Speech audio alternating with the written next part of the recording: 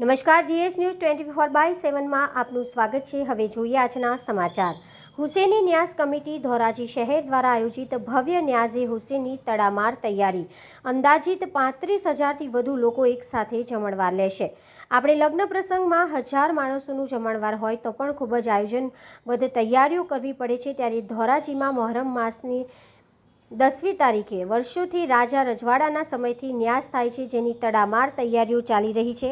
Huseni ન્યાસ committee હોદ્દેદારોએ જણાવ્યું કે આ વર્ષે અંદાજિત 35,000થી વધુ લોકો ન્યાઝે હુસેનનો લાભ લેશે। તારીખ 17/7/2024ને બુધવારના રોજ ધોરાજીમાં હુસેની ન્યાસ કમિટી દ્વારા ભવ્ય ન્યાઝનું આયોજન કરેલ છે। આશરે 100 વર્ષ રાજા રજવાડાના સમયથી ધોરાજી શહેરના હૃદય સમાન બહારપુરા વિસ્તારમાં 170 દેગની ન્યાઝ જમણવારનું આયોજન કરવામાં આવે છે, જેમાં ધોરાજી અને આજુબાજુના ગામના લોકો પણ ન્યાઝનો પ્રસાદ રૂપે લાભ લઈ રહ્યા છે।